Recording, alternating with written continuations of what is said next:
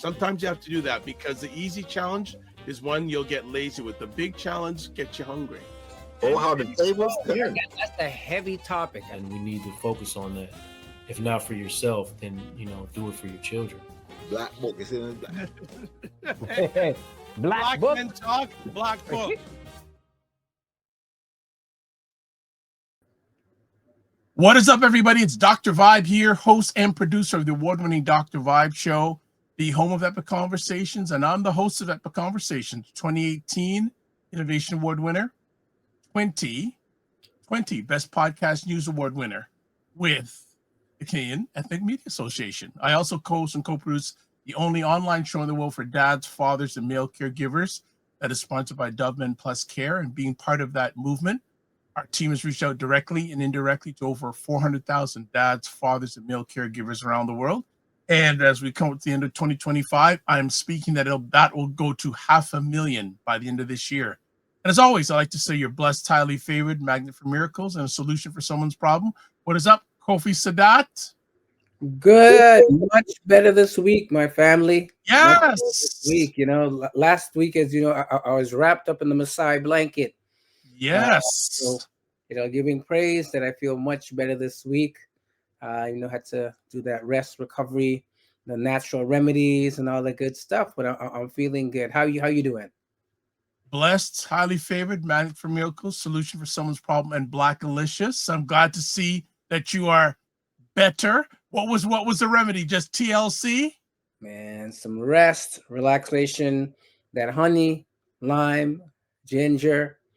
You know what I mean? So it all worked out well. So just had to kind of do the natural thing and do that. So hey, if anybody out there is not feeling well, rest is the number one thing. Rest and recovery, and then have some nice herbs and tea and stuff like that will align you. Hopefully that makes you feel better.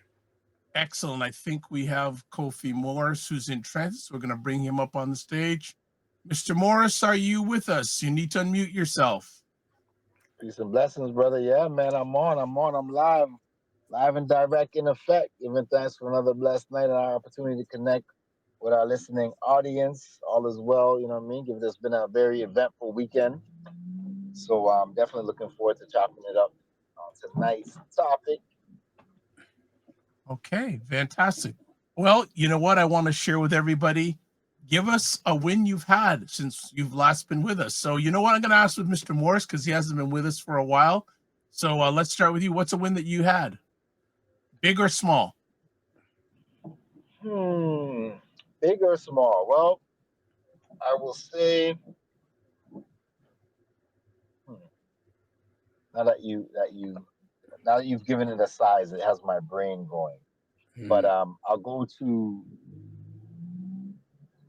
we're in a time of a lot of changes and shifts happening, and I'll say that the aspect of life in terms of personal growth and accepting,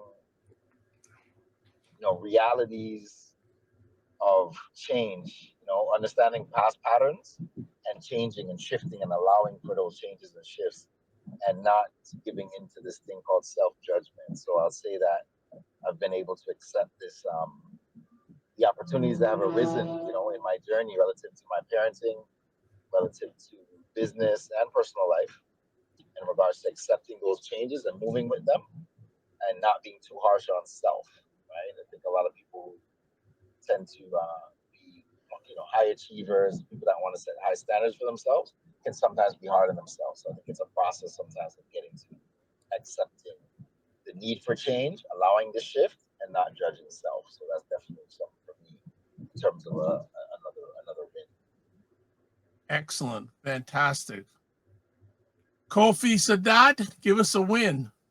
Man, I'm going to talk a little bit more about it later, but a win definitely is I got to meet one of my musical heroes of today, none other than Sizzla Kalonji. He was here in Scarborough, which is even a better thing. But I got to meet him along with other people, of course, but it was so great to actually have a conversation, or be part of a conversation with somebody that's, musically has a conscious message, for a very long time. But really, we often don't have that opportunity to kind of dialogue and kind of, have, hear from the artists themselves. So to actually have that event and happen in, our hometown of Scarborough was excellent. So I will share more about that. But, for me, that was a great win. So I would say that. So what about yourself, Dr. Vi? What's your win for the week? So many, but I had one this afternoon that was really special that ties in with our conversation tonight. I went to a restaurant in Scarborough that's been around for a while. I won't name them because gotta They ain't promote us. paying us money, man. They ain't paying us money. Go ahead. And was there, and I've been there a few times. And there's a gentleman who's always there. Great personality, always friendly, just easy to, and always making sure we're doing okay. Are you doing with your meal? Do you need anything, etc.? And we got into a conversation about him, and he shared that he was he married for 20 years, but was involved in a divorce 5 years ago. Wow. And from what he shared, it was the other lady's fault. She was cheating on him. Now, but which is, those things out, but he has invested, working for many years, 2 jobs to have his daughter come up from Trinidad and get education here in the Greater Toronto area. And she's graduated now. And I said, you know what? That is amazing, because again, we're here on Black Men Can Talk, and there's a lot of thoughts of Black men not taking care of family, not taking care of their children. Right. Here was a gentleman who was involved in a relationship for 20 years. The other partner cheated on him, but he still dedicated his time. He works 2 jobs. Yep. 2 jobs to make sure that his daughter could get her up here from Trinidad, give her the education that she needs, and now has graduated and now moving to bigger pastures, professionally and personally. That's blessed, man. Yo, we got to give the flowers, right, to for those who are stepping up and doing that thing. Life is not easy. It's hard to sometimes maintain the relationship. So definitely, things do happen, unfortunately. But it's, always important. I always say to my brothers, like, don't make that be, a driver between you and your child, right? Because you're here to do the works of guiding your child into the best life that you can. So, that's an important piece. So that's great to know that, that he's done that. It's unfortunate about the relationship, or maybe, things happen, but definitely we want to hail up the brother, because, as you mentioned, there's always that stereotype of Black men and Black fathers not being involved. And it's just great to hear that, he has done that for his daughter. Yeah, I mean, it's making, just sharing that story today. I'm actually going to buy him a card and give it to him. Love it. I'm going to buy him a card, and not even next time I go there, so I don't have to go there, or just drop in and say, hey, you know what? Your story really inspired and touched my heart, and I just want to give you a card saying, congratulations on being a great dad. Love it. And you don't have to wait till Father's Day. Thank you very much. There you go. So if any of my children are listening out there, you don't have to wait till Father's Day to give me a card or whatnot. So I'll put it out there selfishly. All right. So what we're going to do, we're going to take a break. Yes. And when we come back from the break, we got a number of things that are going on. But we're going to come back from break. Sadat's going to share a video with us. Yes. And then we're going to have someone who was supposed to be with us last week, but he couldn't, but he's with us this week. And, people are still getting into that school mode. And we've got a gentleman who knows a lot about parenting and has been doing it for a long while.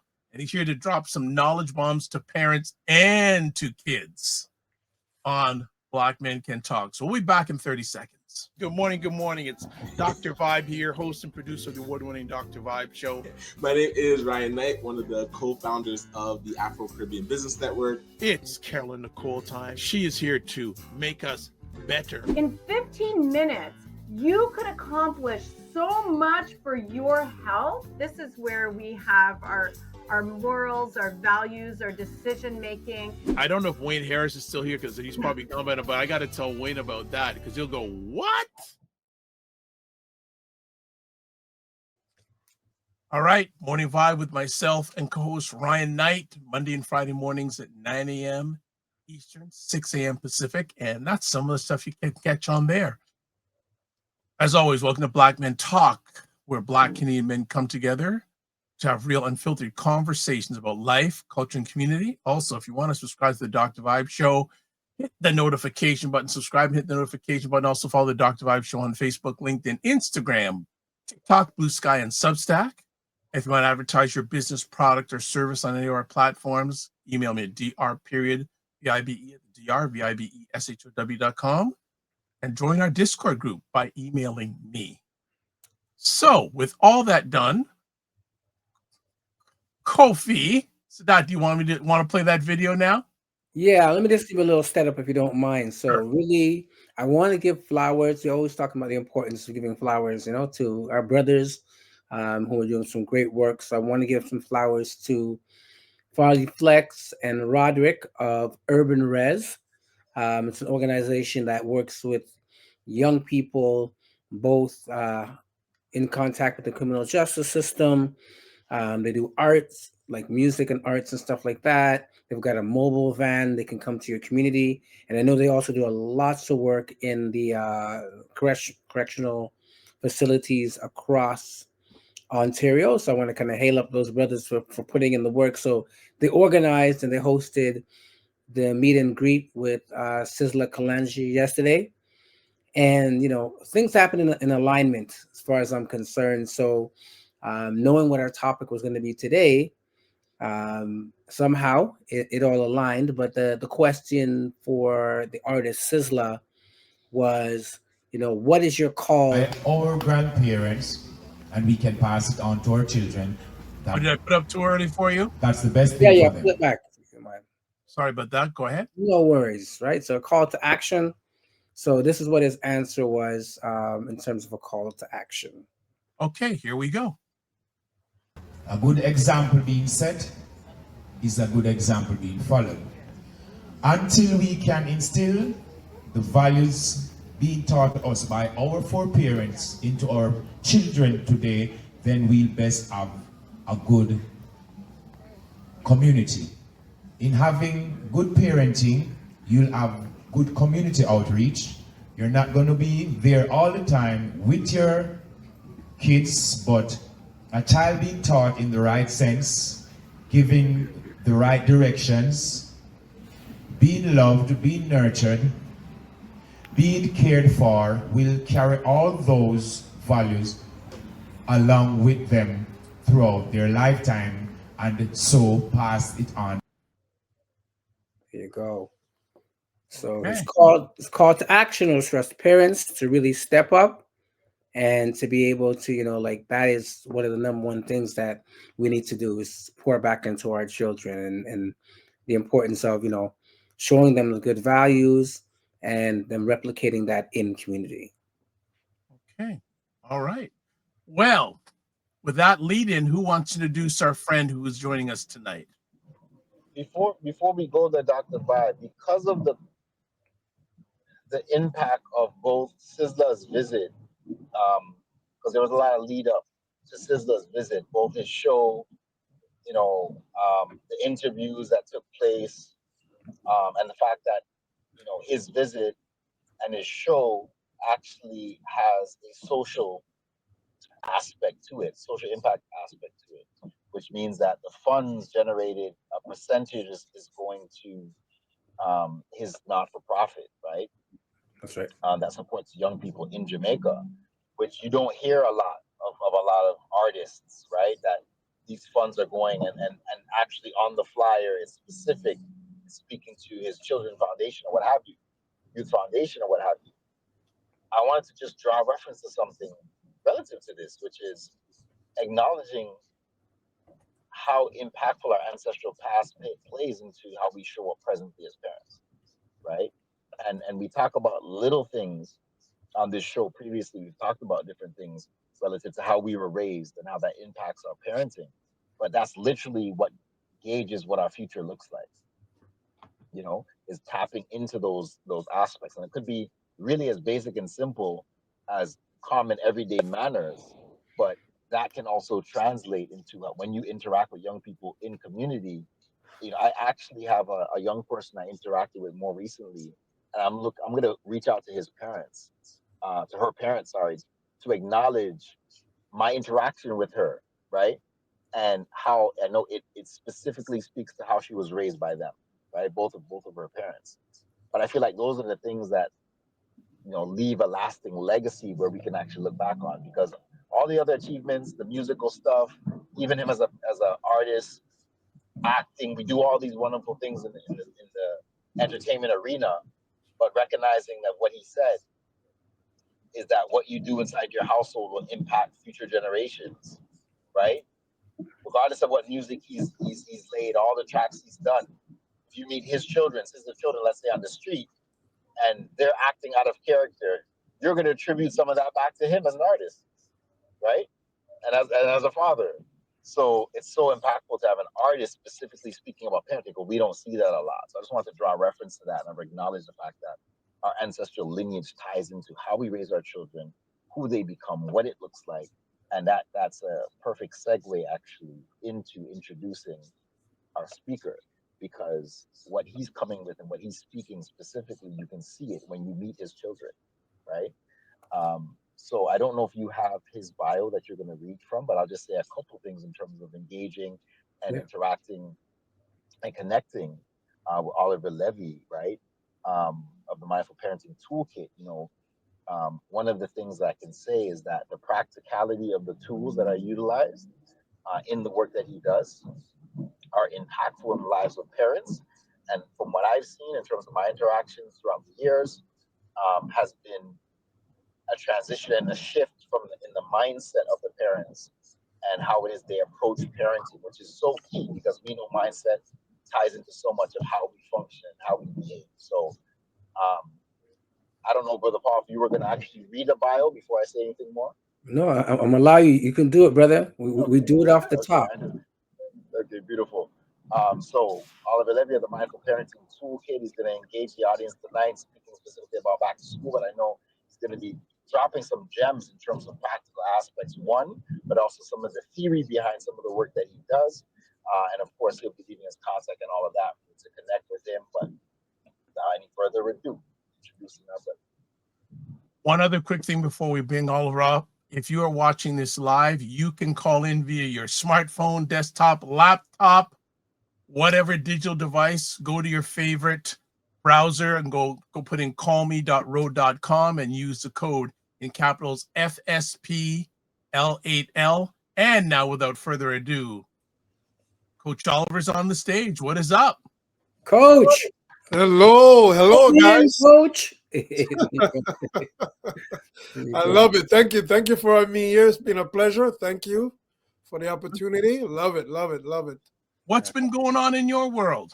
Everything is going on. Depends on what category you're talking about. Everything is going on over here.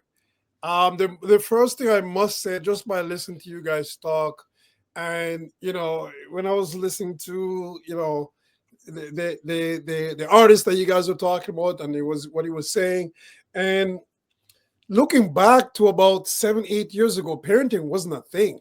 And when I was just listening to you guys talking, I'm like, wow, I was so glad that I jumped into this, in terms of there was a lot of fear factor into, getting into how the hell do you speak to parents, and how do you tell parents how to raise their kids? No one wants to be told what to do and stuff like that. Those are the kind of things was playing in my mind, and as a male and stuff like that. So when I was just listening to you guys, I was like, wow, I'm in a great place. So having said that, it's been amazing.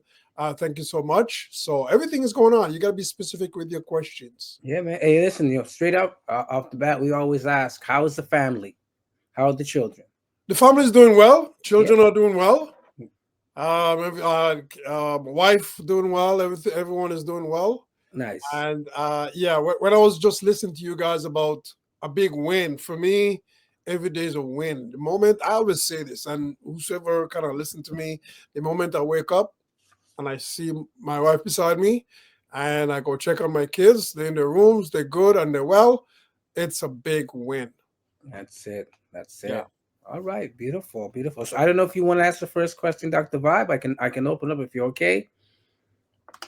I know want you- to I want to ask Oliver, how Yes. did you get started? Oh man, how much time? Like, give me a time to talk about that because it's a long story. Give us the shortened version that we can put out to the folks. Okay, real quick and short. So I have 3 kids, 32, 17, and 14. So my 32-year-old is from a different mother. Mhm. And when he was about 7, I was very physically, emotionally abusive to him because that's where I was raised on the farm in Jamaica. And, hitting kids, yelling at kids, that's how you're going to raise them, right? Right. And in no time, his mom said, "You give me an ultimatum," and said, "Well, you can't be doing that," right? And I said, "You know what?" It was tough for me because I didn't want to raise my kids with 2 different households and all that stuff. But that transition was tough. But I quickly left that relationship because I thought she had a problem. Now, fast forward to when my 17-year-old, when he was about 4, I found myself doing the same thing. And I'm like, oh my gosh, something got to give. The common denominator has to be me. So something has to shift. Right. And then obviously my wife at the time gave me an ultimatum to him like this. Yeah, something's happening here. So quickly, I kind of got into a mindset of, oh my gosh, what am I going to do? So I was a little bit depressed for about 2-3 weeks, close to a month. I almost lost my job and stuff like that, and try to find my way. And we're all on this call knows, and the audience knows that there's certain things about energy. So my energy was towards me being a better dad. And that just kind of went into a whole different spin where I read books. Back then it was DVDs and CDs. I was listening to stuff. I was on this personal development path. It just kind of led me to a whole bunch of different things that relate to just me being a better person, me being a better husband, me being a better person, me being a better dad to my kids. And fast forward to me doing a few things in the community. I was running camps and doing some different camps and different programs in the community. And a few parents hired me to come to their houses to kind of show them a few things about kids and how to raise kids, because the things that I've learned, I was passing it on. And I was coaching basketball at the time. I was coaching soccer at the time. And over probably 2 years or so, going to their houses, and they'll pay me. Right? They said, Oliver, you need to get into this other than just coaching. You need to get into more parenting. Parents need this. And that was it.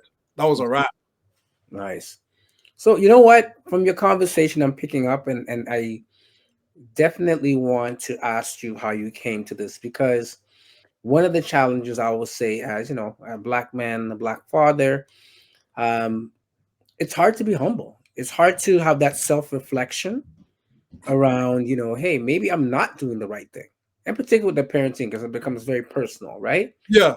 So what advice would you have to, any, Black parents or, Black fathers, let's say in this case, around, coming to that place where you have to do that self-reflection and ultimately that self-correction. So, what kind of advice would you have for somebody who, struggling with trying to do that? That's that self-reflection and that self-correction.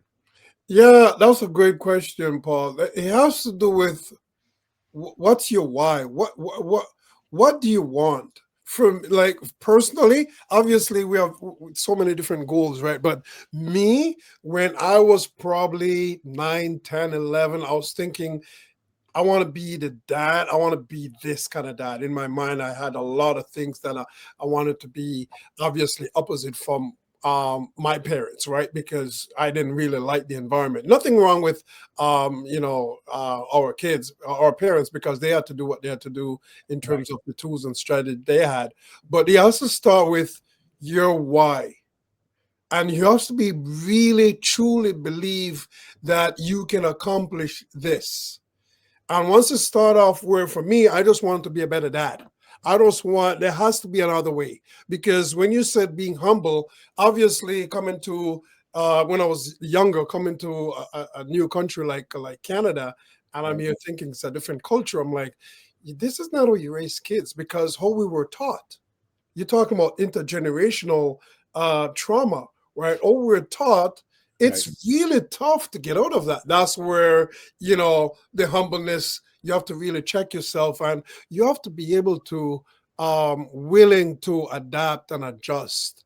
And this is where personal development comes in, because I find that when I'm dealing with parents and it's really tough for them to grasp some of the simple, and I'm not really like, it's really simple strategies. I realize that they have to be in a personal development path to kind of understand who they are and where they want to go. What's their why? So I would start off with that. What's your why? Thank you. Thank you for that. All right. Dr. Vibe. I don't know if Kofi Morris wants to come in, but I always got lots of different conversation pieces. I just want to make sure Mr. Morris is represented properly. I know he's driving. All right. I'll jump in with another question. Oliver, how do you provide suggestions for Black parents, Black fathers, when with dealing with Black children and social media? So I didn't hear that last part. You kind of went down. About Black parents, Black fathers dealing with children and social media. Oh, social media. Well, first of all, we have to understand social media is a good thing. I don't want no one to think that it's a bad thing. Social media is important.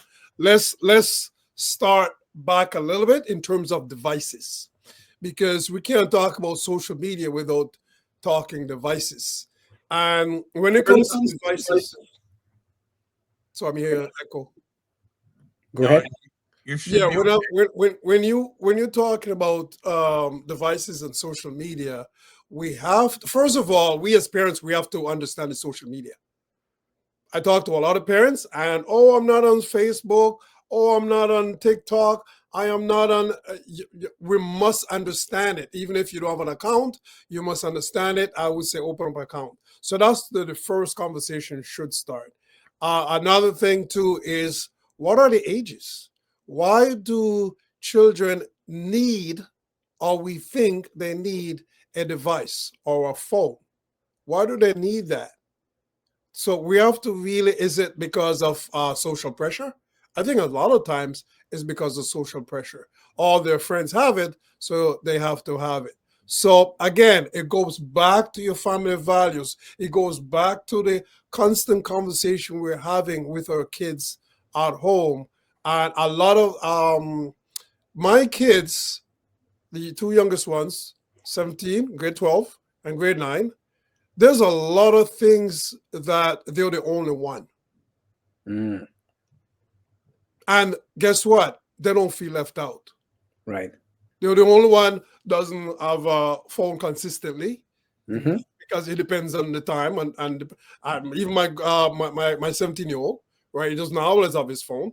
Right. He's the only one doesn't have an Air Force One at school, because I'm in Vaughan, I'm in Woodbridge area, so everyone has to have a Air Force One. That's just the norm, right? He's the only one that's not getting driven to school. He rides his bike or his walk. So, and these things, the reason why I'm saying that it may seem small, but these small conversation, it happens so often, Dr. Vibe. It happens so often from they were 6 or 7 years old. Now the conversation where it's the norm for them. That's their world. Right. So when it comes to social media and we're talking about devices, it has to be an ongoing conversation. You can't tell a grade 9 or grade 10, say, you know what, you're not having your phone. You're going to have so much power struggles. It doesn't make sense. So it has to be a conversation, and the conversation has to be around values. I like that. And help them to set goals and stuff like that. So family values has to be part of that, because obviously my kids are like, okay, why can't I have my phone and in summertime and this and that, and we just have a conversation around it. So and there's tools, obviously, right? These are just conversation, but there's tools how to get the kids to manage their own devices, because my kids manage their own devices without me getting involved. Right. I like that. So for those who are Kofi, are you good? Are you still driving? Okay. The question I would hop into Go ahead. just engage with is going backwards for one moment to connect to these two words, mindful parenting. And what does it mean? What is mindful for parents that don't know and have never even thought of putting those two words together? Because this thing about mindfulness has become so more popularized these days. What does it mean to be a mindful parent for those that are not aware? Thank you for that. I appreciate it. So shameless plug here. My organization is called Mindful Parenting Toolkit. So mindful parenting means we have to be mindful of our approach. A lot of parents are not mindful of the long-term effect of our approach. And so what it means is, in terms of being present, understand your approach. And a lot of times this is how I kind of reel back parenting, and this is how easy for me to coach parents, because I don't really tell parents what to do, because I realized that early when I was doing this practice is that they'll get offended. I'll give them insights and let them understand what you're doing now in terms of, for example, timeout, yelling at the kids, whatever the case is. When we give a child timeout, we're not mindful that a timeout is going to take away their confidence, their self-esteem, their resiliency. Mm-hmm. So in this day and age, if you take away a child's self-esteem, confidence, or resiliency, how are they going to be able to succeed anywhere in life? And I kind of break that down to let them understand that there's the mindful piece of it. Yes, we're in the moment. Yes, that's the first thing you want them to do, because they're not doing it. You give them timeout, and in timeout, you're hoping that they will sit there and think about what they did wrong. Usually 99.9% of the time they're not. So we're not mindful of that process. We're not mindful of the process of they're going through in the timeout chair. And we're not mindful of all our reaction is. And we're also not mindful of our reaction is what we take from our parents, which call intergenerational trauma. Well, most of the time, in my case, in ways, depends on your culture, it's very traumatic experiences. And we're not so when we're not mindful or we're not present, we find ourselves in a situation where there's a lot of power struggles. So that's where the mindful piece comes in. So thank you for that question, Kofi. Last. Kofi, I can jump in. I always can jump in. I always want to give you guys the. Well, you know what? Let me ask one question, and I'll allow Dr. Vibe to come in. You mentioned about mindful parenting, and one of the things I'm going to come back to, I love on your website, you talked about you met your wife on the dance floor. We're interested to 2-part question. We want to know what you were dancing to. That's one thing, but as I mentioned it, co-parenting, right? What advice do you have for those who I wouldn't say struggling, but it's always to get both parties, whether you're living with the person or you're not living with the person, right? But you want to have, again, like you said, that mindful parenting. But when it comes to co-parenting, what advice would you have for those that, again, might be struggling to, kind of align some things when it comes to the childbearing? Yeah, that's interesting. I think I was dancing to, is this a Cisco song? Listen, listen. Next time we're going live on video. We want to see the dance. Yeah, but that was pretty interesting. The situation how I met her. I met her on my birthday actually. So that was interesting. But when it comes to co-parenting, man, it is not easy, man. It's tough. The first thing is emotional intelligence. We have to be emotionally aware.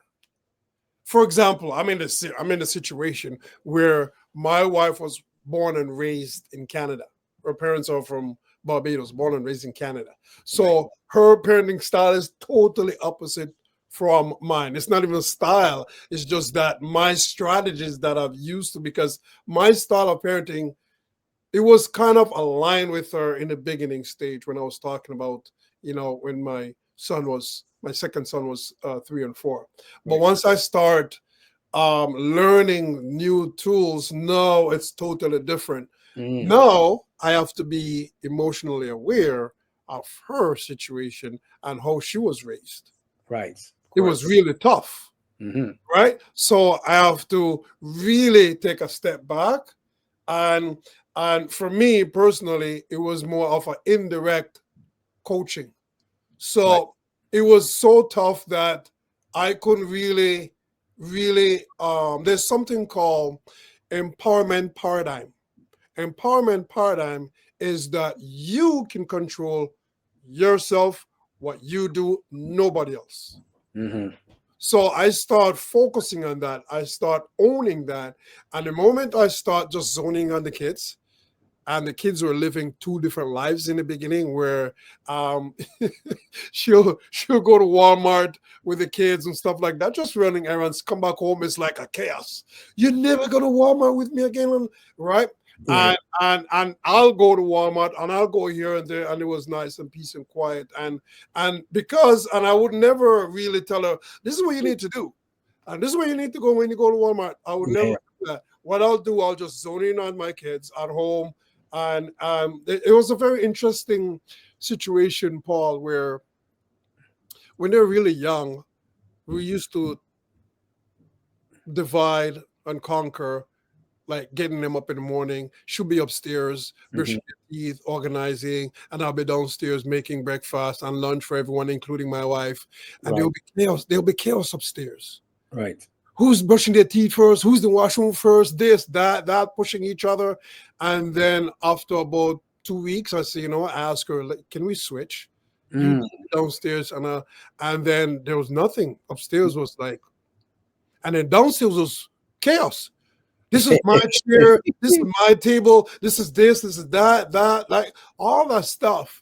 And then now, I have a conversation with her, but nothing really telling her, because, parents get really in their feelings, especially people that you really close relationship with, right? Parents, co-parenting, right? So all I did was just empowerment paradigm. I just focus on the kids.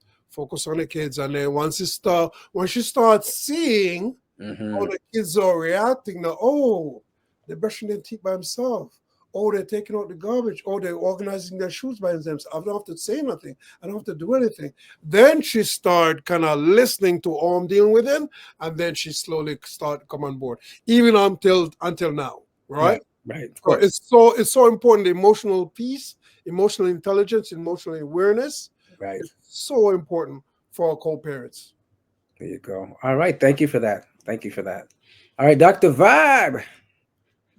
You have used a term a lot that people may not understand. And I just want to know, can you give us a layperson's version? What is emotional intelligence? Thank you. So emotional intelligence, aka emotional awareness, is not only understanding your emotions and how you're showing up, because we have to understand the other person's emotions and how they're showing up too, and how we're triggering them. And if you want to break it down a little bit more in terms of emotional intelligence, it's important to really, it's all good when everything is going well. When we are triggered, we must take a step back. Once you take a step back, then you can start be aware of your own emotions. So understand your emotions and learning how to deal with it by stepping back, you start kind of understanding, how you're showing up. And it's so important because how you show up, it's almost a magnetic field. How you show up is how the other person's going to show up. And that in itself is how you gain that intelligence of really owning in on your emotions, on the other person's emotions. So, for example, when I was kind of starting to understand this emotional intelligence, emotional awareness, what I used to do, I used to practice with my wife. I used to say certain things that get her upset, or I used to say certain things that trigger her so she can be triggered and try to get me upset, because that's how we all are, especially when it comes to wife and husband and partners. And when she says something that really hurt me, I'll take a step back. And I realize that she's not really serious, or she's not true to what she's saying. She's just emotionally disturbed right now. And that's the key, guys. Can you imagine? I'm pretty sure one moment, especially Paul, I know you have kids. Your kids will say, I hate you. Right? They're not serious. They're in an emotional state. So we have to really take a step back and say, what causes him or her to say, I hate you? Right. That's part of just being emotionally aware. I like that. Brother Kofi, you're home. Yes, sir. You're in the studio. You've been listening in. So 100%. So I mean, so many gems, like I mentioned to you guys, would be dropped tonight. I hope folks are taking notes. Our listeners are taking some notes, and if there's any questions, I'm not sure if there's any questions in the chat. I know we're to have a call in, so it'd be good to kind of check in with regards to that. But also, we're talking about back to school and preparation. Something came to my mind relative to parents and especially fathers that are navigating this space of back to school and some of the stresses that come along with that, right? I'm thinking, speaking of mindfulness, like how would you say, fathers can use like simple mindfulness practices to manage the stress and stay present in the lives of their children? Because one thing I got from when you first shared, you spoke about like being in tune. You spoke about, and again, that ties back into mindfulness, tuning in is what you said, tuning in. And I just think of it like, again, a radio station, a TV show, whatever the case may be, you got to be present. You're present with your show, you're present with your game, you're present with these things.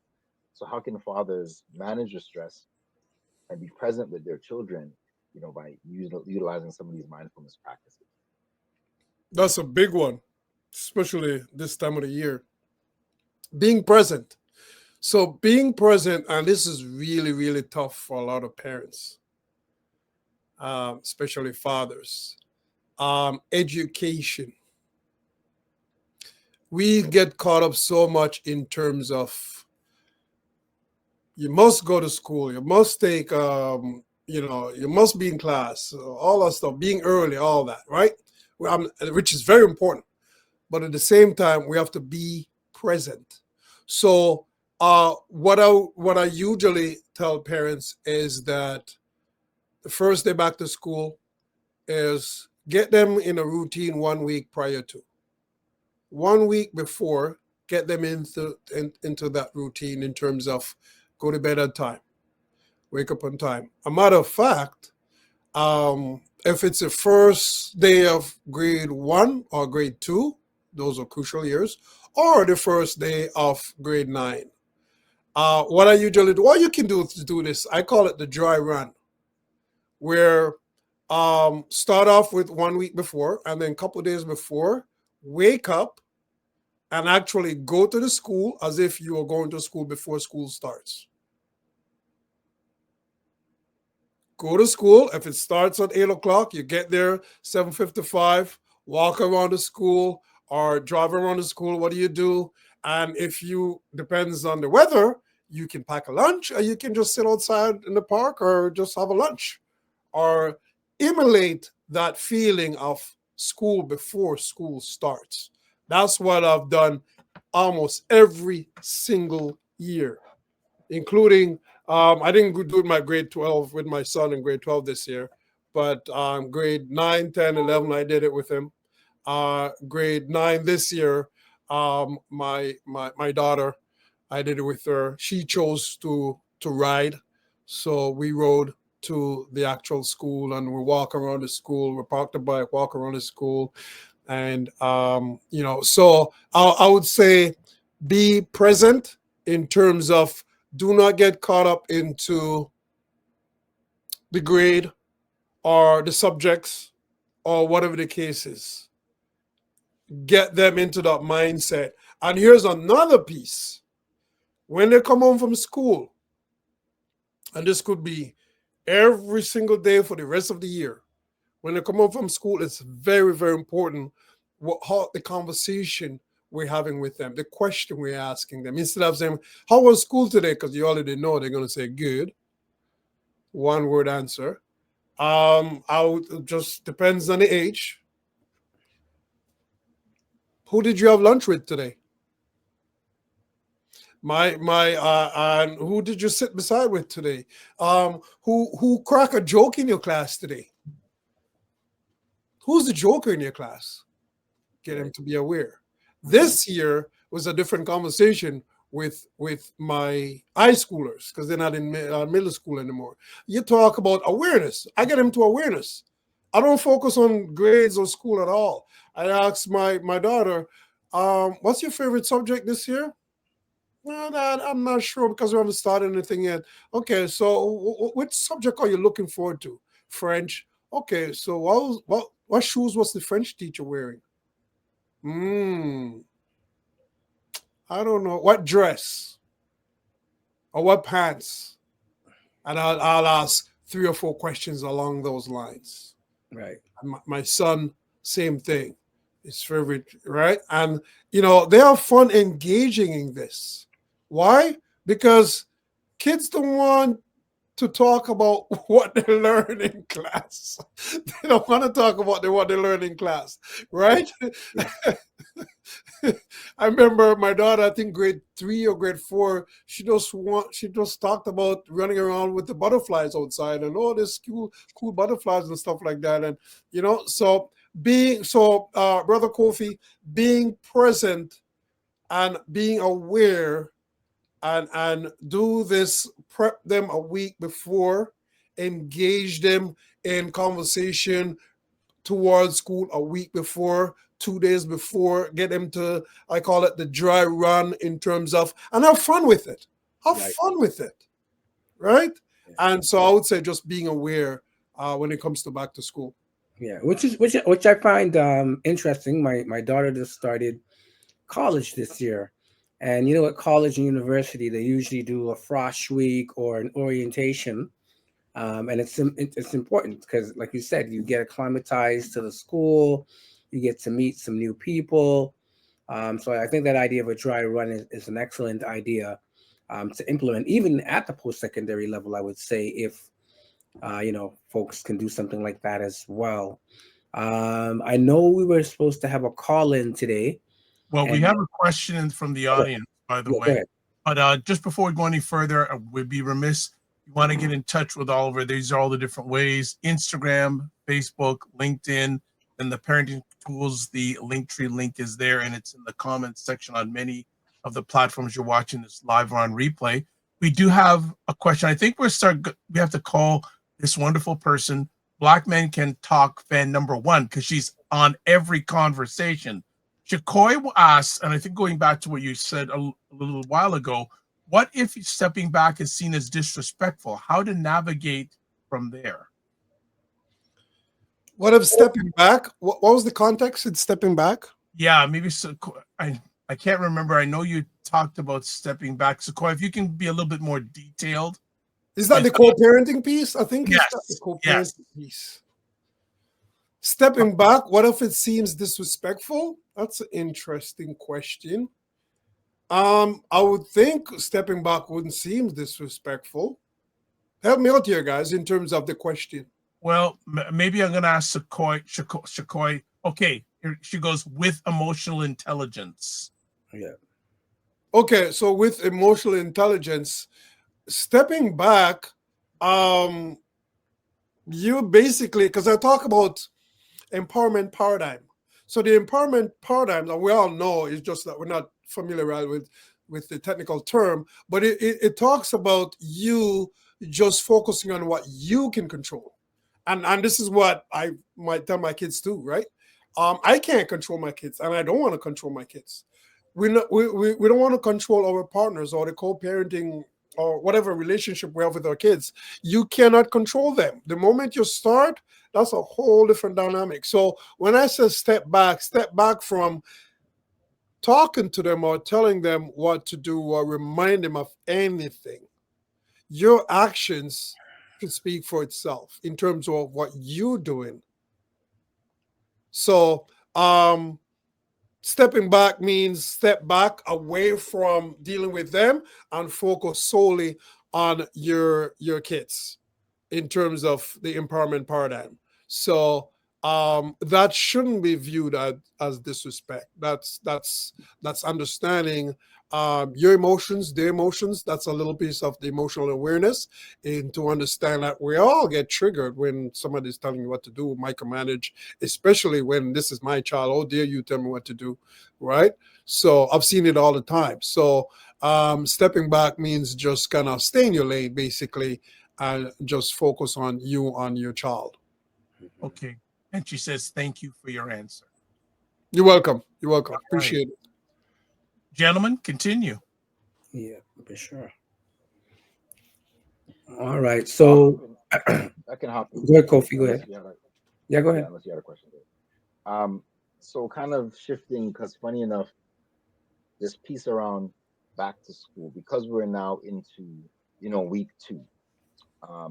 Just thinking about the fact that, some parents weren't able to do the dry run and stuff like that. What are some things that you'd still kind of recommend that would be helpful for parents now, especially with this piece that you mentioned of kind of like I would look at it like thinking outside of the box, right?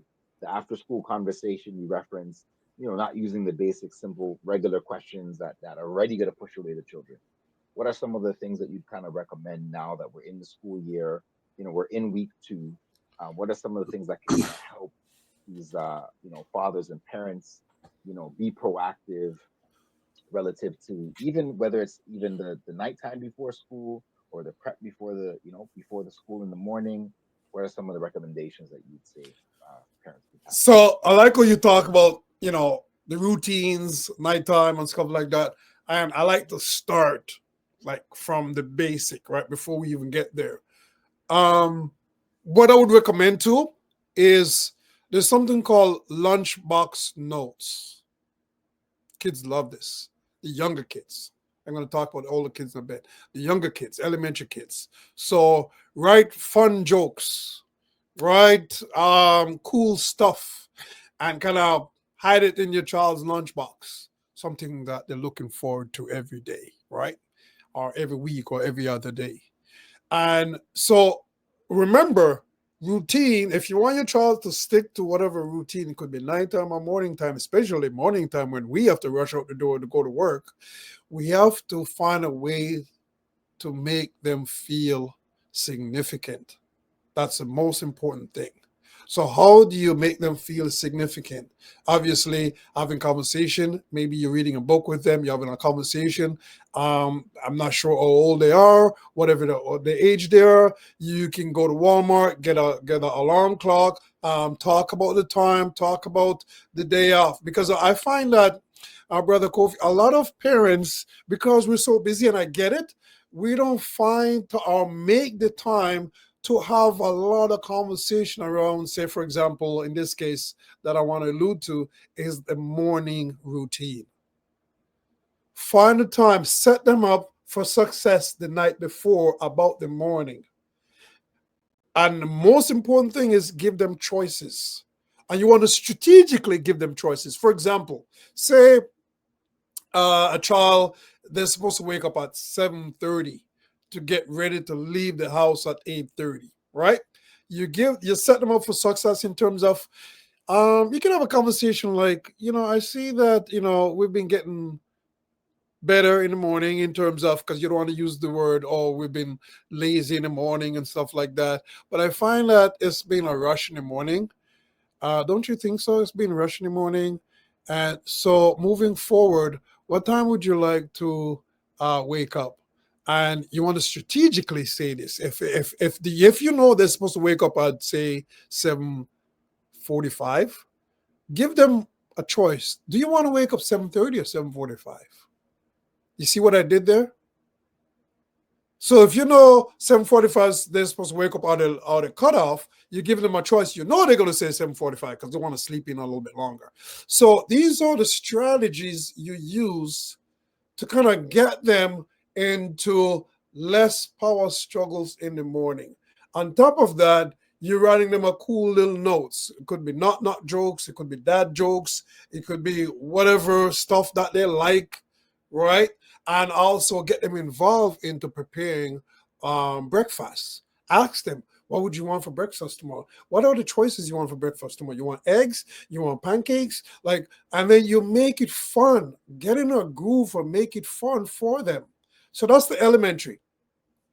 The older kids, okay, it's a little bit more a different conversation in terms of, I would say, all kids. Let's go back. This is very, very, very, very important. And for those who are, and Dr. Green kind of shared my link, you can go on my link and you can get these resources for free. What I'm about to tell you guys in terms of a letter to the teacher. Write a letter to the teacher, and I have 3 templates, various different templates to help you to write a letter to the teacher within the first 2 to 3 weeks. Wait till the second week to do so, because the first week, this is perfect timing, because the first couple of weeks, teachers are getting back. Teachers are trying to get back into routine as well, and all sort of different things are happening, and with registrations and office and all that stuff. So once I get back in a routine, it's time to write them a letter about your child and about you as a family and all that stuff. You'll see out laid out. All you have to do is just kind of cut and paste and then fill in little things based on that's unique to your family in this letter. So that's important. So now back to the older kids. Now it's a similar thing where you have to have a conversation around nighttime. This is what I do all the time. Right? What time do you want to go to bed? And it's not like, say, you leaving it wide open. You ask the question, do you want to go to bed 9 or 9:30? 9:30 is a good time for you to give them a choice. So you give them 9 or 9:30. And once they choose that choice, this is how you make them feel significant. When they have a choice and they get to choose, they feel like they're in the driver's seat. They feel good about themselves. And guess what happened, guys? Everything else is easier. Now we can get into routine. Now you can talk about routine. Now you can talk about different things. And it's easier for them to start, comply, and cooperate. Beautiful. Once again, I always say, if you don't have a pen and pad, you're not taking notes, you're losing out. I'm going to recap a couple of things that came from what you shared, is giving our children choices. And I think growing up in these Caribbean households, a lot of us, we didn't have nothing called choice. Nothing called choice. The Choice choice was the belt or the shoe. Which one you want, right? Yeah. So, how do we help our children feel empowered? That's a lot of what I'm getting from what you said. Make it fun. I've heard, if you guys have heard him, Coach Oliver say, make it fun so many times in this call. and I'm going to come circle back to that one. Engage, be present, pre-plan. It seems like pre-planning is something that should be really important. Keeping the lines of communication open. So I think there's a lag on my sound, but did you hear all of those pieces? Yes, yes. So Yeah. the thing about making it fun, it's like it's this blaring neon sign that's coming in my head of some of the fathers that I know that are like, fun? What part of this is fun, Regin? I don't know how I'm supposed to make this. What do you mean make it fun? But I think the piece that you said, for example, with the notes, I think that's something that is very tangible, very practical that fathers can do. And for those who've never done it before, it's a shifting of your paradigm, because I think the thinking is, who am I to be putting notes in my child's thing? But I want to challenge the fathers this week, right, to actually put this into practice and see the outcome, right? Actually see the outcome and come back to us and tell us how that was. But I'm just thinking of this making it fun piece, and what is it? How do you do that, if that makes sense, right? For fathers that are thinking parenting is not fun, I don't know what is fun about this thing. It's serious business, and I have to make sure that da da da da da. I just want to add something before you answer that. I just want to add something because I remember an experience that Kofi and I, we were working in the barber shops where we were engaging Black fathers about parenting. And I think Kofi, just to add to the conversation, sometimes it's not just how fathers look at themselves in terms of not having joy or bringing that to their parenting, but also the way that we're perceived. We all remember the saying, wait till your father gets home, right? So the gentleman was talking about, as a father, you go, whether you're at work or you go out, and then, you might have a partner that's promising, a harsh punishment to the child when you get home, right? You may not even be aware of that. But right away, now you become that heavy. You become that person that the relationship with the child is that when dad speaks to me or dad acts towards me, it's something that's going to be about punishment, right? So that wait till your father gets home mentality is something that also I think would be challenging for fathers, because it's not just about you, as you talked about the paradigm, which is about you, but it also becomes impactful when someone else is having that expectation that you're going to come and bring no joy, right? Just the opposite of that. So I just wanted to add that insight, remembering about that father that says, hey, that he's seen as a goon, as he said, so yeah. I'm glad you add that in, because that's where everything comes from. We as dad, it's not supposed to be fun, and unless we're out and about and we're just joking around. But it's very important, and this is to be honest with you, this is the toughest piece in terms of dealing with fathers, in terms of how we were perceived. We're supposed to be the guy with the hammer, the bad guy, the guy who's supposed to save the day, or the parent's supposed to save the day. But think about that. And this is this is the most challenging thing now, because I don't really tell or demand parents what to do. I have to help them shift their mindset so they can do what they need to do. So the mindset shift is, and this is the toughest piece, guys, the mindset shift is when we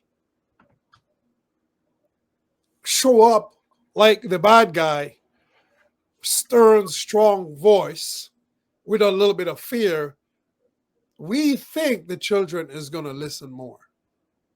And I'm telling you right now, it is the direct opposite. So what I help parents to shift the mindset is when you speak respectfully to them, you get on their level, you treat them with respect, especially when they misbehave. You must treat them with respect.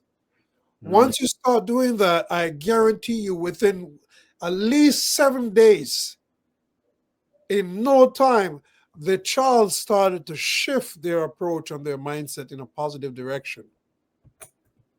Here's another thing too, particularly to Kofi's question when it comes to fun. When I ask dads, now, there's different ego states we're all in.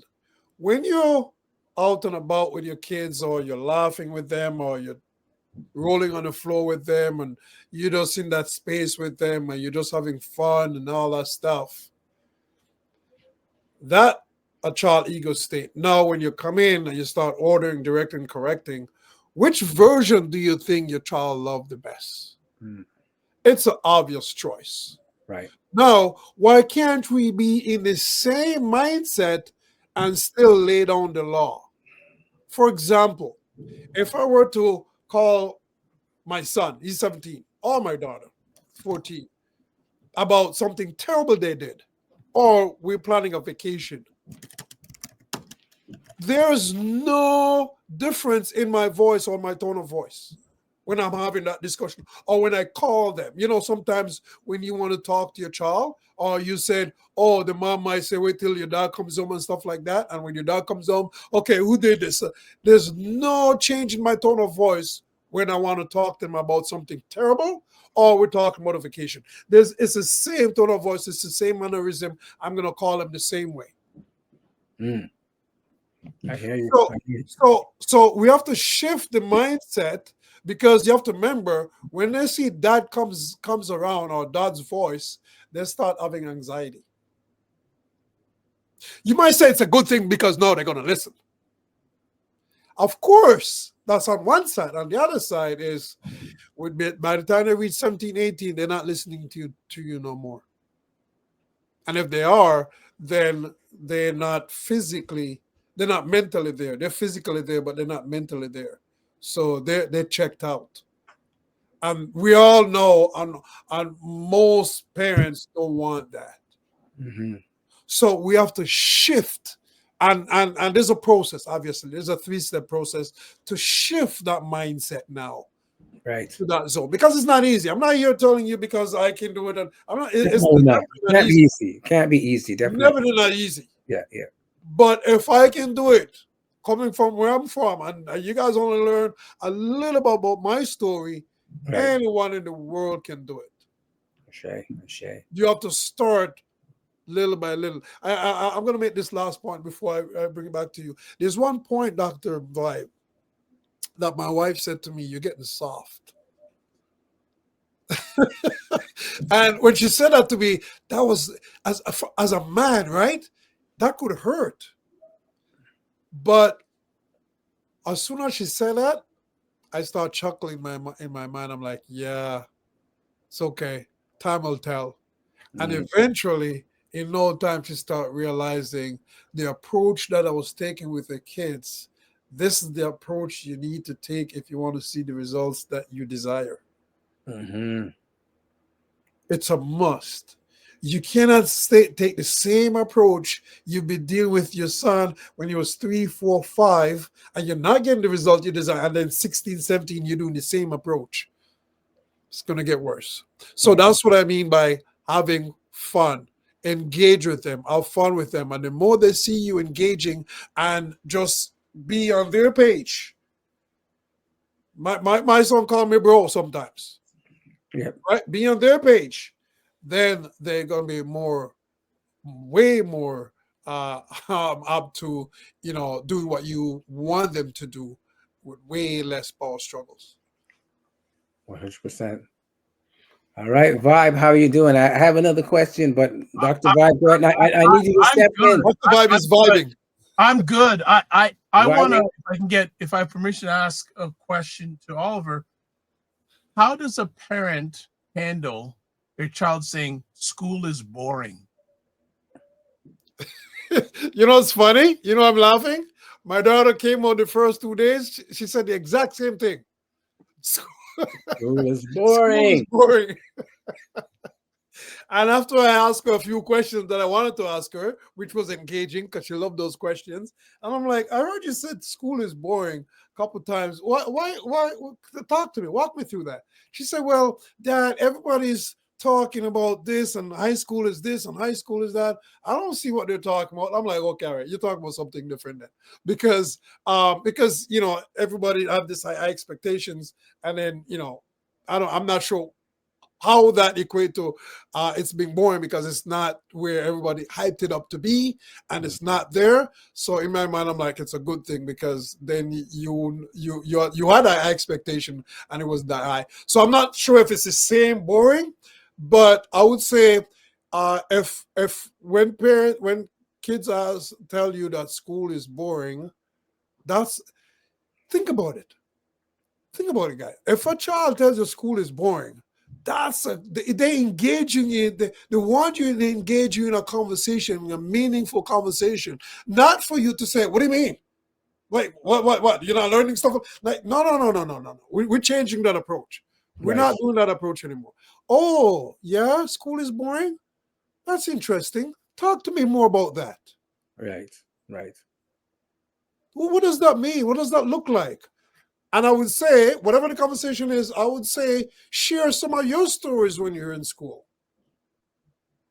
Help them to relate. Again, being present, being mindful. Yeah. Right? Are Because you sure you want me to share those Lamro stories with them?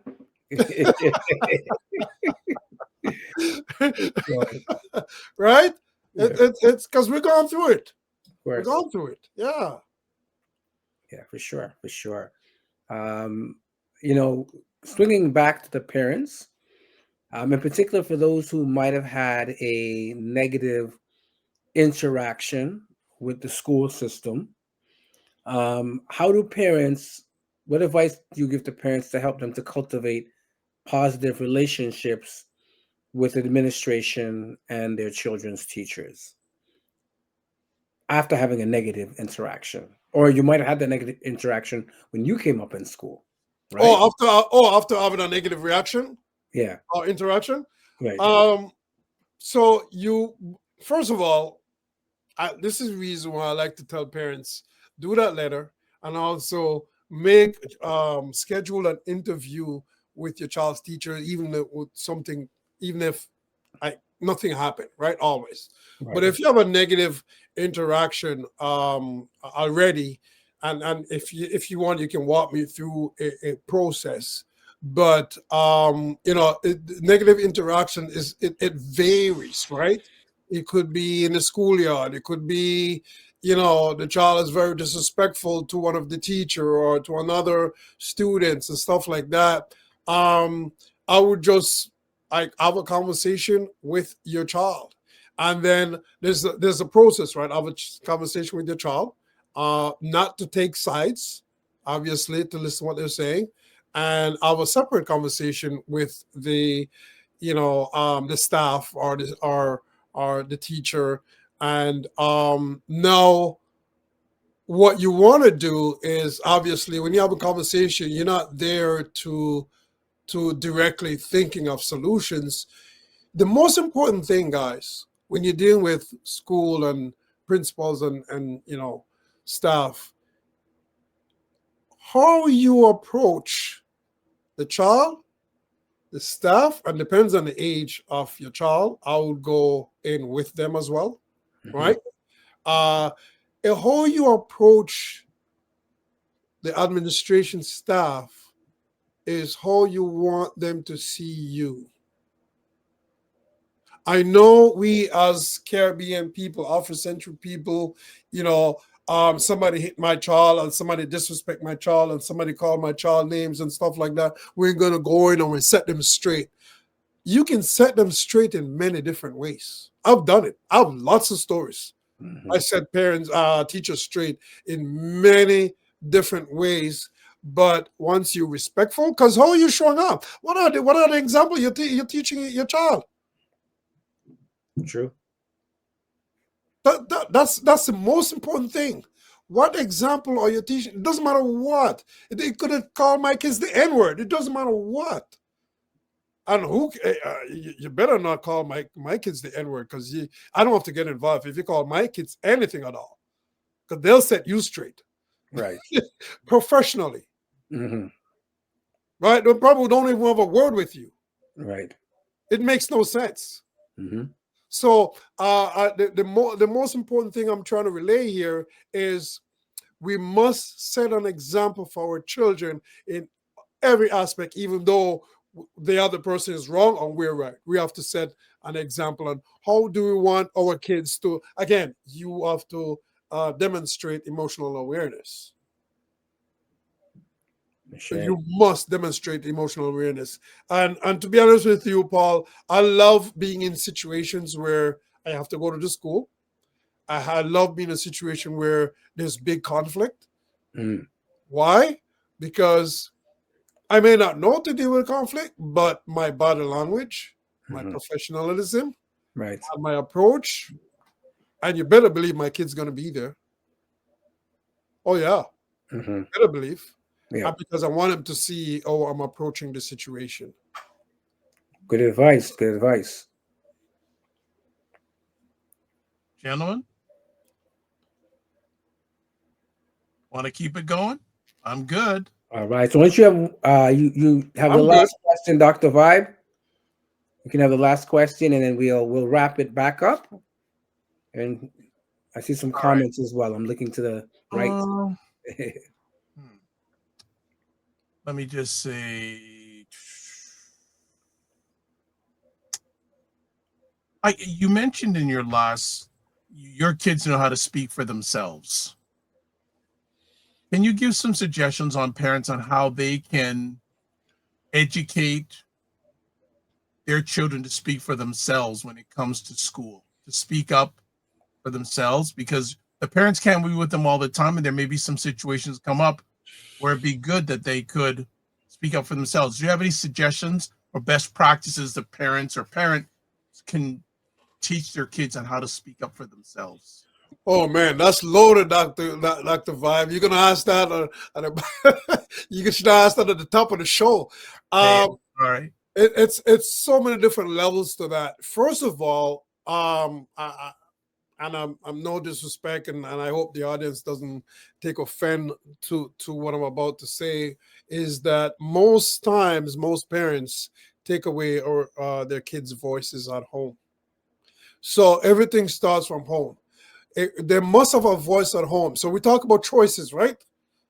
A lot of things I talk about, it's all intertwined in so many different things. Choices give them a voice. You give them a choice. You give them a voice.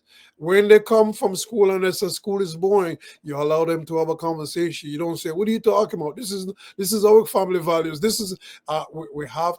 If you guys hear me, the entire time we're on here, our conversation. Have a conversation, have open conversation, ask them questions. So this process gives them a voice. Now, on top of that, I teach my kids emotional awareness. So, for example, I know that they were going to school one day, and I know that they're going to be in school for a couple of years, and I know that somebody's going to challenge them. We all know that. As even if you don't have kids, somebody is going to challenge your son or daughter at school. Somebody's going to call them names. Somebody's going to make fun of their pimples or their nose or the way they walk or their shoes. So what I do is I usually have a conversation with my kids, and I'm so glad this happened so many times, because if it doesn't happen, those conversations out the window, right? I have a conversation with my kids and say, you know what? When these things happen, that means the other person has an issue within themselves. So they are portraying that image or that thing on you. And obviously a 6-year-old daughter, she didn't really understand that, but the conversation kept going to 6, 7, 8, 9, to a point where she started holding her own. So if somebody, that's why I said, oh dear, anyone call my kids any name, it's a wrap. Because they're going to look at you and say, okay, like there's no sense I involve in a conversation with you because you clearly have a problem. So they really look on it, and it's a fact. And we have conversation. I call it teachable moments, right? I create teachable moments with my kids to let them understand that anyone call you names or make fun of your pimples. People make fun of my daughter pimples, the nose, the way she talk, whatever the case is. And that doesn't bother her at all. And for a female, it could be devastating. And this is the reason why we want to talk to our kids about, obviously, like I said, give them a voice, give them choices, because they're going to shut down and certain things happen at school. You don't want them to shut down. Yes. I just have permission to interrupt. We have someone who's calling in. So I'd like, he dropped off. Okay, keep on going. I'll watch him. He tried to call in, but I'll look for him again. Finish up your thoughts. Yeah. Sorry. Yeah. I just want to just finish up by saying that, we have to teach, and there's tools and there's process, right? To walk through with your kids' emotional awareness and let them understand how to speak up for themselves. And now here's the trick about what I just talked about. When we give them a voice and we can have these conversations with them, you don't really have to give them script or to stand up for themselves in situation. They'll automatically stand up for themselves. All right. In any situation, you don't have to have a script for them because you already given them a voice and you're having these conversations with them. All right. Hopefully we have a caller. Harcourt, are you there? I'm here. Can you hear me? Yes, we can hear you. Good to hear you. Do you have a question or comment? Actually, I was listening and no, I just had a comment actually because I was listening to Oliver with regards to the things he was saying with regards to mindfulness, etc.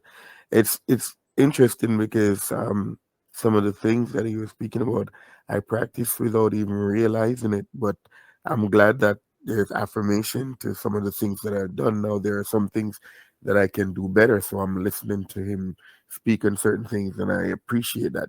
But I wanted to talk about, just the experience of back to school this year, and how it's been. And I'm wondering if others are going through the same thing, like the anxiety of back to school for some parents, and some kids. Some kids handle it okay, where there's like, it's a new school year, no problem. They're a little excitement with regards to their new teacher, and some there's a little trepidation because they might not like the teacher that they're gonna get or whatever. But then they go and they come back and they're like, teacher is okay, right? So I'm just, like I said, I'm just following the conversation and more of listening and trying to understand the advice that Oliver is giving with regards to mindfulness. I think that's important because I think as parents, there's not a handbook that's written with regards to to parenting, and not only just parenting but just living life as a human, and then bringing another life into the world, out to direct them, out to instruct them. So I think we can all learn from some of the things that he's saying. Oliver, do you have anything you want to comment on or ask? Yes, not nearly ask, but thank you so much for calling in, and thank you for what you're saying. But here's what I really want to comment on, and let me come a little bit closer so we can all reason. When our children first born, coming from the hospital, right? Everything, we have to imagine this. Everything that they learn, they see, they experience, everything we do is going to affect them for the rest of their life, the first 6 years. So this is the reason why, and I'm going to talk about why I'm saying this. This is the reason why we have to be very careful how we speak about culture, how we speak about others, how we speak about race, how we speak about teachers, how we speak about our friends, how we gossip. When they're walking around, when they're 2 years old or in a toddler, and we're just vibing, we're talking to our uncle, we're talking to our friends, or we're on the phone, and we're thinking that they're not understanding, they are understanding every single thing. They might not articulate it, but understand everything. Here's why I'm saying this.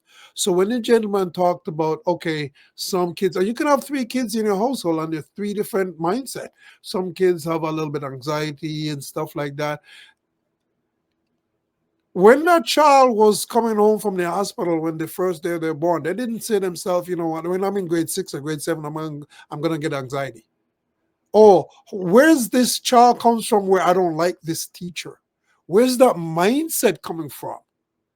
It's not from friends. It's not from TikTok. It's not from Instagram.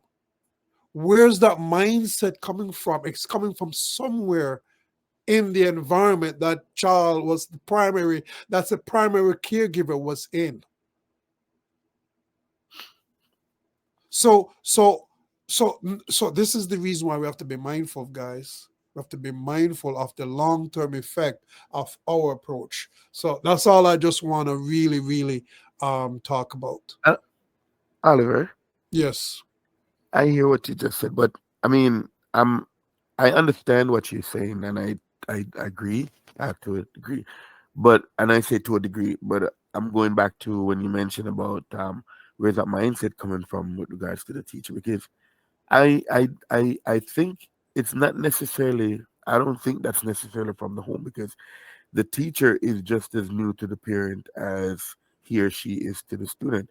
Sometimes I think it's circulated within the school, because that's a conversation that I've had with my child. Like, so why don't you like this teacher? Or why don't you like the idea of having this teacher? And it's because of what other students have said, like students who have had that teacher. So, because, and I'll give you an example. My son had a particular teacher. I think. Oh, he's back. Hold on, let me get him back in. Yeah, he's making some good points there. He knew of her. I don't So know. Okay, Hardcore, you there? Yeah, I'm here. Okay, go ahead. Yeah, I'm here. Can you hear me still? Yeah, continue. Yeah, I was saying that. Yeah, my son had that teacher, and my I have 3 kids who 2 of them are still in that school. The other one, he's in high school now. So the 2 younger ones, they know some of the teachers. Some teachers have left, and this particular teacher that I'm speaking about, it's my neighbor's daughter who has that teacher now, and my children who are still there were able to tell um, the young lady that she has a good teacher, and I was able to say the same thing. So I think a lot of times other kids within the school environment may have a bad experience with a particular teacher, and then it goes around and they say, "Oh, Mr. So and so is strict," or Miss So and so is da da da. So I don't think it necessarily is a home thing, because, as I said, mentioned, some teachers are just as new to the parent as they are to the student. Upon new school year. Yes. So Yeah. I'm glad you mentioned that. So when I said it comes from the environment, now take a look on the conversation you're having with your child in terms of, and this is the reason why I always tell parents, when you have a conversation with your child, always bring up an example or reference that you've gone through. And here's what I talk to my kids, because we've gone through the same thing in terms of, oh, I don't like this teacher, right? I talk about, can you imagine you in a workplace and like this is your dream job, or this is the job that you really love, especially it's paying a lot of money, and you don't really like your supervisor?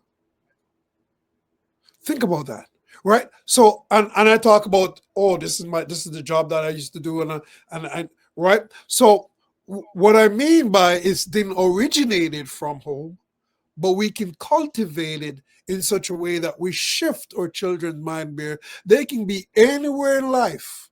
It has nothing to do with school. Anywhere in life, because I love school, because you can use school as a platform to teach them about life, right? Anywhere in life where there's gonna people around you, people you're working with, people who are managing you or managing your department that you absolutely don't like. How do you find a way to operate and work with them and align yourself without they don't even know that you dislike them? Gotcha. Yeah, and I agree with what you're saying, because I've had that experience where yeah, definitely had to shift my mindset with regards to okay. Big, it's very interesting that you bring that up because you see, people will also try to make you see things the way they see it based upon their experience. Right. So I totally agree. I see what I get what you're saying, and it makes sense. But Yeah. yes, I've used that, and that's why I said that if my child were to come to me and say that they don't like this teacher, I have to find out why what causes them to think that, even if I haven't met the teacher yet. And then when I meet the teacher, I have to find a reason for them to, like, find something for them to see a different way so that they can have a better experience than is seemingly imposed on them by somebody else's um experience or words or whatever. So Correct. And here's the cool thing about that, and I'm glad you brought that up because I wasn't thinking about that. When you should, every parent should make an appointment to speak with that teacher, and the idea is not to speak to the teacher about why kids don't like them. Go there with the intention of just saying, you know what, all I just want to do is touch base, and then your presence and your mannerism and how you kind of have that conversation is make sure your child is there, is directly letting your child understand that basically you're trying to tell your child that there's nothing to dislike about this teacher from your perspective, right? Right. So once you have that conversation, you have that conversation with them, not to even mention. Obviously, you want to pick up on cues, right? You want to pick up on how they speak and their mannerism, or maybe they're very abrupt. And you want to pick up on those things, but you're not going there to address that. You're going there to have a genuine conversation and just to touch base and just to interact because of that's what you do. Okay. Exactly. We are going to call that a wrap. Harcourt, I want to say thank you so much for calling in. Thank you, brother. Appreciate it. And don't be a first time, last time. Make this a first time of many time. All right. A first time. Thank you again. Thank you from all Thanks of for us. calling in. All right.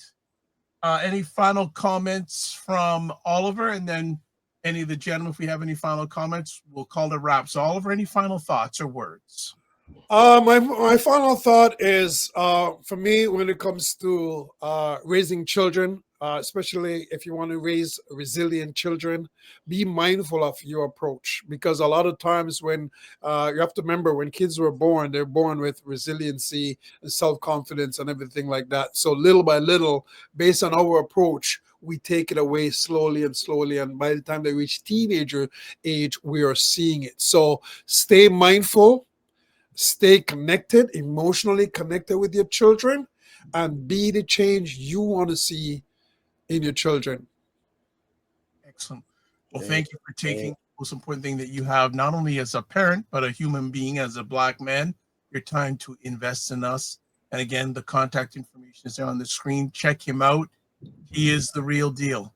So as Oliver, we like to say to you and your family and all the people that you serve, don't just manage your time, manage your energy, and remember to give yourself grace. Thank you. All right. Be well and keep the faith. All right. Take care, brother. All right, gentlemen, any final thoughts and comments before we wrap it up? I do have a final thoughts, and I thought it was great to have this conversation today. In particular, I like the fact that Oliver was able to kind of parallel the piece between, or connect the piece between life and school. And I like to add, it's not just about schooling, but it's about education and educating yourself in different forms, whether it's, family, culture, connection, whatever it is. So I think it was great to make that, because a lot of times, even if you don't have children in school, as you mentioned, learning to navigate relationships with folks is something that you have to do throughout your whole life. And if it's good, I can share also, when I say education, that I want to feature my event this week, which is the African Canadian Heritage Association barbecue, which is this Saturday from 1 to 5:30, Thompson Park. Maybe I can share the flyer up here for a second if you don't mind. And then again, it's going to be a celebration. And ASHA is a program that teaches African heritage to our community. So again, I guess in partnership with Green and ACHA, there'll be a barbecue for community Saturday, September 13th, 1 to 5:30. Come out and find out about the program and connect with folks. So thank you much. All right. Mr. Morris, any final thoughts, words? For sure. You know, a couple of things that came to mind relative to the journey we've been on in tonight's conversation. And there's two things is that one, even if you're not a parent and you're thinking of preparation to become a parent, feel as though so many gems were dropped on tonight's call around what that looks like in terms of mindset and things that parents can start to, people can do to prepare themselves for the journey of parenting. And then, of course, practical tools for parents leading into this thing called the new school year. And I even think some of the things that were said can be preparation for children going into preschool and all these kind of things with the night before and the morning of, right? And the pre-planning and the notes in the lunch bag and all these things, very practical tools, right? And the couple pieces around, you know, empowering our children, right?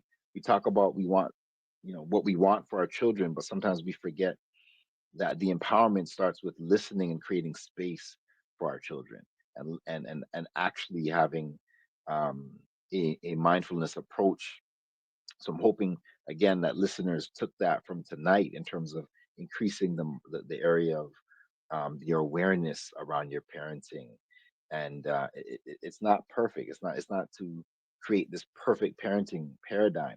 But if you become more mindful and more aware each and every week in terms of how you approach your parenting and how you approach this new school year, 6 months from now, 9 months from now, in June, in July, the conversation will be different, guaranteed, if you start to increase the level of awareness and mindfulness around how you're parenting and how you're approaching the new school year. So this piece around voice equals choice is one of the things that was mentioned, right?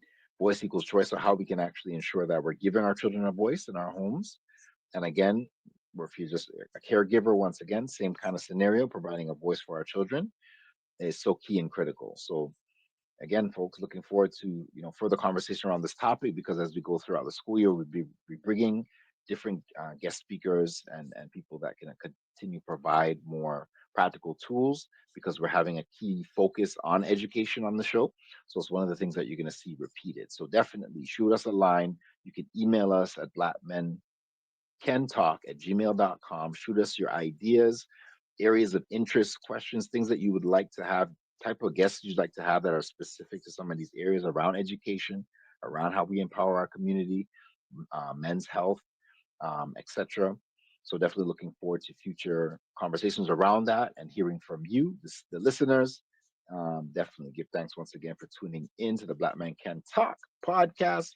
Big up Dr. Vibe, big up Brother Paul, and the work we're continuing to do in the engaged community. Thank you so much. Okay, good stuff. Well, I'm going to make some final quick things. Frequency Promotion says great show. Also says Big Oliver up. Levy, big up. He also says Sadat and Kofi have a productive week. Big up. And he also says, Dr. Vibe, keep up the good work. I appreciate that. It's not hard work, it's hard work. So that's why it's not a challenging thing for me anymore. Also, I'd like to talk about an event coming up. So I just want to get it here if I can find it. But you know what? I can't find it. Oh, well, that's not the end of the world. All right. So let's close it up here. So if you want to get a hold of Mr. Kofi Sadat, that is all the contact information there. Email, Instagram, YouTube, Facebook, etc., etc. Mr. Morris, there's email, get well, stay fit at the Gmail. Also 2 different Instagram accounts, Kofi Coach _ and then Cosmic Wellness Group, and also Kofi Coach on Facebook. I took the easy route. I just want one link. That's all you have to do. taplink.cc / the Dr. Vibe Show. Get you everything you want to know about me in one link. Also, here's an event I want to talk about. The Walnut Foundation, if you're not familiar, they are a Black men's organization, advocates about prostate cancer. And they're having their regular monthly session September 14th, 3 p.m. Eastern Time via Zoom. Those are the meeting details. And during the event, you're going to hear the latest research and programs focused on men's health and wellness from leading experts in healthcare and discover practical strategies for improving health outcomes. And nice enough, we have the head of the Walnut Foundation coming on the show next week because it is Prostate Cancer Awareness Month. So a little bit of a prep there. And Right. also, if you want to watch replays of this show, you can watch on the Dr. Vibe Show YouTube, Facebook, and LinkedIn, and the Dr. Vibe Show website. And also, you can catch it on Paul's or Kofi's Facebook page. That is done. That is it. So as always, we want to end it off. Live your life as a dream. If you can dream it, you can make it. Sometimes you have to get smaller to get stronger. Block assumptions. Aim bigger, aim better, aim higher, aim wider. Love, faith, and respect. Don't just manage your time, manage your energy. Remember to give yourself grace. And if you're not making money, make history. Try to do both. And then finally, make it better. And I also want to share with all the parents and caregivers out there the 3 Ps. 3 Ps for parenting: practice, persistence, and perseverance. Go along with you. God bless. Peace to all. Keep the faith and walk good.